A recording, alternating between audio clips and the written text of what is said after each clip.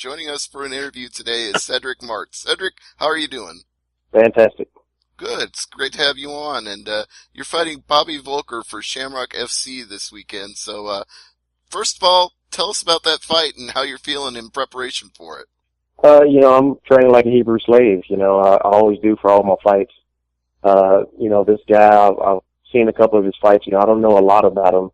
And I don't like to look at a lot of people's fights before, going up against them. I noticed that when I started fighting, we had no YouTube back then. So there was just, you get in there with some opponent, whatever they bring, you counter it and you take care of business from that point. About the only thing that I do know about him is that he can take a lot of damage. So, I'm trying to work on a few strategies for that.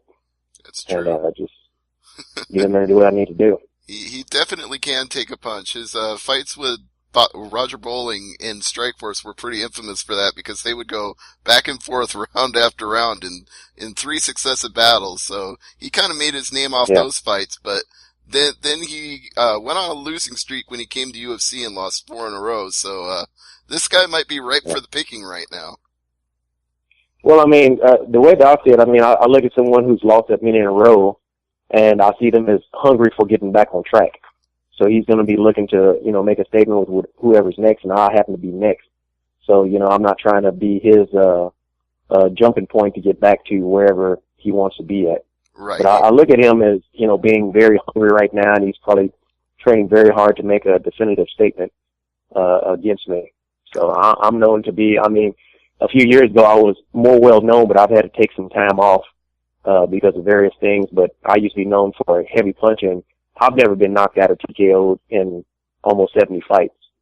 So, he's going to have to experience that with me. Yeah, your official Sherdog record only lists 54 fights, but as we all know, that's, if you've been fighting for a long time, there's a lot of fights that don't get included on that card. So I'm sure there's fights here that have never been mentioned.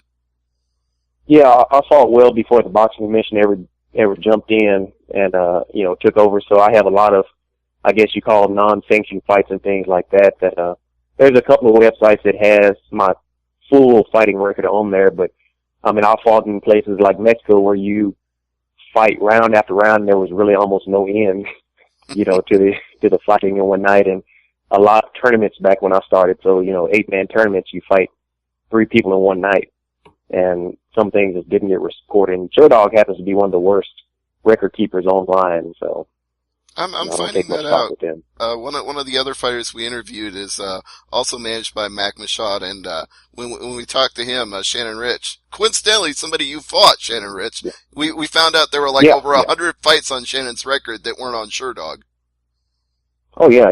He's by the time I fought him in 2002, I think, he had already had nearly 100 fights already back then, and he's one of the busiest men in MMA. Just 2 weeks after I fought him, he went and fought Sakuraba in Japan. So Shannon's been everywhere. Yeah. Now, what exactly happened with that fight? Because according to Sherdog, it's a no contest, but I'm sure there's more to it than that. Well, yeah, I knocked Shannon out during that match, but he complained that I hit him in the back of the head. Nobody else saw it like that, but I guess he raised enough think about it to where they gave him a no contest for it. But, obviously somebody didn't see it like that. Otherwise it would have been a disqualification. I've always looked for a rematch after that to just, show that a knockout is a knockout, but, that never came to fruition. Well, since you guys have the same manager, I'm sure that could be arranged these days. Well, sir, I think, Shannon, he's not trying to come down from 185, and although I used to fight at 185, I'm just not heavy enough for it. I don't walk around as a big guy at all. So unless he's going to come down to at least a 175, then, I don't know if that match, unless he'll give us some sort of exhibition match where the weight doesn't matter. Because back when Shannon and I first started fighting, there was no weight, really weight limit. I could fight a guy that was 275 and I'm weighing only 170 pounds. So. Right, so you prefer to fight at welterweight then? That's like your natural weight to fight. Yeah, because my natural walk-around weight is about 178 or 180. So, that's about 10 pounds off for me. All right, so are you fighting Voelker at welterweight then, or is this a catchweight bout? No, we're fighting welterweight, right at 170. You know, I know he's a big guy. He's about 6 foot or 6'1", and he looks like a very big welterweight. So I'm going to guess that he probably walks around at about 200 or 195 or so. Yeah, I always thought that when I saw him fight in Strikeforce was he was pretty damn big welterweight. Yeah, he's a big guy. Most welterweights are huge these days. You know, they got the giant weight cuts these days, and you know, for whatever advantage. But you know, that doesn't really bother me too much. Well, speaking of which, since you've been around this sport for a very long time and you've seen it all, what do you think about the fact that so many fighters these days are getting into trouble with their weight cuts and missing weight and having their kidneys shut down? Do you think it's become too rampant in the sport now? Yeah, it's pretty terrible. You know, fighters that look for every small advantage that they could take, and this has become one of them. And you know, I really miss the days where there was no weight cut. You know, I actually got into the sport because I was into Jeet Kune Do so heavily when I was younger, and I looked at it as a way to perfect my street fighting ability. So, you know, I got in there with guys who were a lot bigger than me at any point in time, and like I said, there was no YouTube, so you basically would get into the cage with some guy who you didn't know what they brought to the table, and you just fought it. You know, so these days you have guys who, I mean, if you're fighting out past 10 pounds of your walk-around weight, then I don't know what's going on with you. You know, you have guys who are almost, I know a guy that's 210 who drops down to 170 to fight, and that's ridiculous to me. It is, yeah. There's guys who are as big as I am at 180 and drop down to 155, and that makes no sense. It's not good for you at all, you know, to constantly mess with your kidneys, your liver, and everything else. Then your organs appreciate that, and the long-term consequences are going to be serious.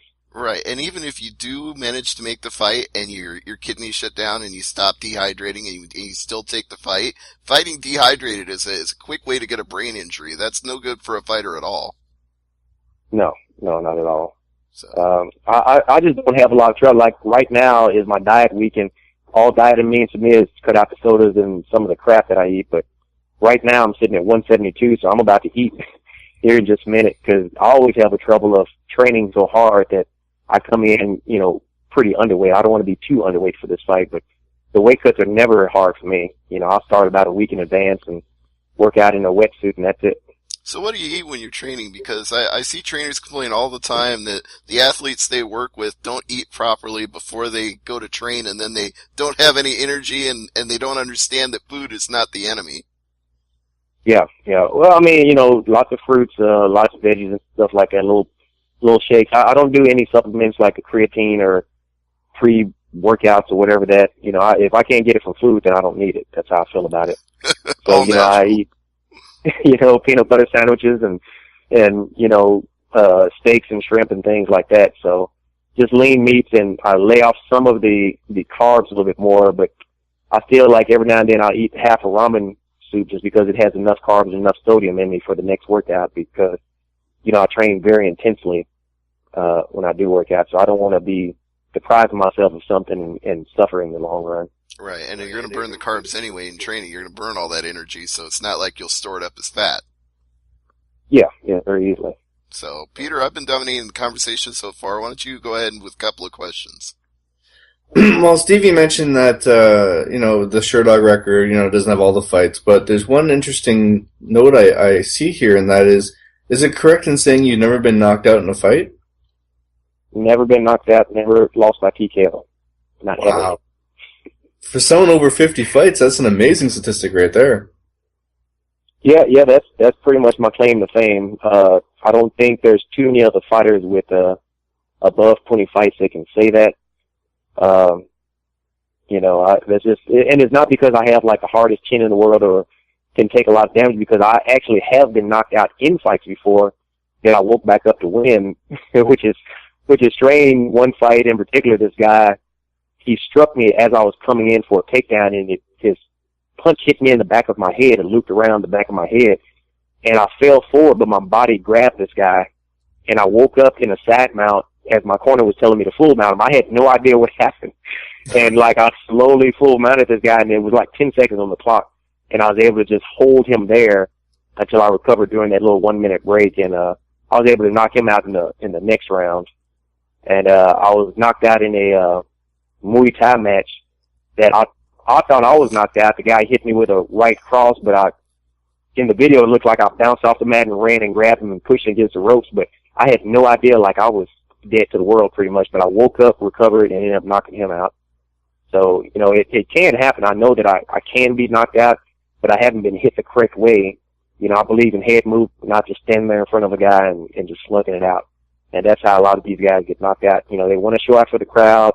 They want to impress the promotion, and they do that by not being careful. So that's how you go to sleep. Now, it's, I always end the show with, never leave it to the judges. And, I always really have a hard time with fighters that, that they give it their all, but when they get really mad after leaving it in the hands of those three guys at ringside or cage side, and you're like, well, if you wanted to win the fight, you should have won the fight. Like, what do you think of those fighters who really, after the fight's over and they're just very emotional, do you think it's just like an adrenaline dump, or do you think sometimes in their head they have like that legitimate case where they should have won that fight? Well, they're probably going through the coulda, woulda, shouldas. We all have that hindsight, and we look back on all the things that we could have done, would have done, or whatever. But sometimes it doesn't come through like that. And I think some guys get in there and maybe they're being a little bit too careful. When I say being careful, I mean when I throw a punch, I'm going to try to move my head out of the way at the same time. That's what I mean by being careful, because I don't like decisions and things like that. I've fought decisions that I definitely felt should have went my way, but when you fight someone in their own hometown, it's very difficult. And it shouldn't be like that. Judges should be non-biased, but it's really not like that at all. So, I know I'm coming to Bobby's, pretty much town or whatever. So I'm going to try not to leave this to the judges. I'm going to try to go in there and do what I need to do. Now, besides the United States, is there a country you like fighting in? Probably Canada. I do like Canada. I hate the weather, but I love the people, I do love the people. They're very friendly. Like everybody was nice. The police were nice, and for me to be saying that, I'm a black guy. I don't like any police, but I love the police up there. So, I would probably move there if it weren't for the weather. That's not that bad. I'm actually in Ottawa, Ontario, so I could speak the truth about the Canadian weather. We get some really bad ones these days. Yeah. Well, Peter, I think Calgary gets it worse than you do. True. Yeah, Cedric, it's actually been snowing in Calgary the last couple of weeks. I don't like to think about it snowing this early in the year. Oh, God. See, I live in Texas. There's almost no such thing here. So... Have you always been in Texas? Are you Texas born and bred? No, I was actually born in Oklahoma, and then I moved to Texas in 1999 when I had my first fight against Anthony Macias. And again, since there was no YouTube, I had no idea who that guy was. But I did well enough. They gave me a job teaching here, and then I joined the Navy and I went recon corpsman. So I was stationed with the Marines for a few years. Got out, went to Washington State, which was another horrible state with so much cold weather. Lived there for 5 years, and I moved back here to Texas in 2009. Well, being that you've seen both Texas and Oklahoma, there's a lot of rivalry there, both in sports and MMA. Oh yeah. Yeah, I used to go to Oklahoma quite a bit and fight those guys. And of course, over in Louisiana too. The last time I was there, I beat their hometown guy, and they haven't called me back ever. So I don't think they appreciated that. Which fight was that? Which one on your record was that? And see, that's one that's not on Sure Dog. You have to go on MMA Junkie to find out. He was against was it Thomas Gifford? They called him the Young Lion. This guy was a junior Olympic boxer, and I kicked him in the head. He blocked it, but I kicked him so hard that he hit himself and knocked himself out. So he was their undefeated guy. He was like 20 years old. I was 38. They thought there was no chance for me to have against that guy, but things happen. Young lion against the old lion. But that's one that for some reason is not on Sure Dog yet. You can go on YouTube and see me knocking this guy out. Oh, I will definitely go on YouTube and watch that clip after this interview. I don't want to load it now and slow down the bandwidth that's we're online, but I'll check it out later for sure. And yeah, it's under Thomas Gifford Gets KO'd. Apparently he had some guys that he's beat up in the cage who quickly post that clip to show he can be knocked out because I guess he had been tooling these guys up. You know, this guy's like 6'3" and had been beating guys up. So I came in and just knocked him out. Yeah, well, that shows nobody should ever take you for granted going into a fight. Bobby Voelker better not take you for granted this weekend. Well, you know, there's a lot of statistics I've seen that, you know, people believe he'll knock me out, TKO me, but again, of the two of us, I've never had those things happen to me, and I'm never one to say that it'll never happen. You know, this fight could be the fight that I finally go to sleep on, so, you know, I'm not taking that lightly at all. You know, I'm a little bit older, so, you know, that brings its own trials and tribulations, but I'm not trying to let it happen on this one. So speaking of that, actually, what's your advice for fighters as they get up into their 30s and 40s? Now, you've obviously been able to continue to do it and stay competitive, but a lot of guys, they hit 35 and they seem to no longer be able to stay at that high level. So what's your advice to other fighters out there? Man, my advice is if you're a young fighter, take care of yourself now. You know, wear the correct shoes when you're running, you know, wrap up correctly, you know, just be careful with your body. When you're injured, don't get into a fight the next week after just because your ego is pushing you, because that's where most of these injuries come from. And unfortunately, you know, since it's a fight game, it's a big ego issue. Oh, I can fight with a broken rib. I can fight with a broken hand. Well, that has a lot of long-term detrimental effects for your body, just like the bad weight cuts. You know, at this age, I feel everything that people warn me about that I was doing to myself. I used to jog for miles in Brogan boots, not thinking it was going to bother me. Now my knees kill me. So I have to run at some sort of an incline on a treadmill. I have to sprint hills now. I can no longer run on flat land, and that's terrible. So if you're a young fighter, take care of yourself right now. If you're an older fighter, you're probably already here, so you already know the issues that I'm talking about. So yeah, train right, eat right, work out right. Don't take fights when you're injured. Just make sure you give it everything you got, but don't take it hurt. Yeah, don't take it hurt. You don't see that in other professional sports. When a basketball player gets a sprained pinky, they're sitting on the bench because that's their livelihood, you know. So, you know, they have no shame in sitting it out. You know, they're talking about, we don't get paid those millions of dollars. So, you know, unless you're military where insurance is free, this can be an expensive sport for you because there's not a lot of pay in it. You have to be fighting because you love it in the beginning. Well, so take care of your body. That's one of my final questions for you before we wrap it up. I got just a couple more, and one was the fighter pay, because, again, you know more about this than a lot of the people since you've been around the sport for a long time. Do you think fighter pay is commensurate with all the expenses, the hospital bills, and everything that fighters go through? It's kind of terrible. Even UFC pay, the higher, you know, you look at someone like Mayweather, you know, he's great and everything else, but he only has to watch out for one thing, and that's a punch. That's it. We have to watch out for everything else. You know, so the thing that we have to put ourselves through it goes so far and beyond. And you have so many more fans for MMA now that I know that the pay is there. And it's just, you know, you got to get these promoters to kick it in, because we really put ourselves through a lot. And when we get hurt, a lot of these times, if these promotions do have insurance, it just doesn't cover the drama that we go through. Luckily, I have military insurance, so I've had all my bumps and bruises cleared up for free. But I feel for the fighters that don't, especially even going into matches my age. Some states want me to get like a CT scan, and that's $1,200 right there out of pocket. So, you know, if you're barely even making that in the fight, it's almost not worth it. It's like you're an amateur fighter not getting paid again. So it's pretty terrible right now. There needs to be something, a little fighters union or something.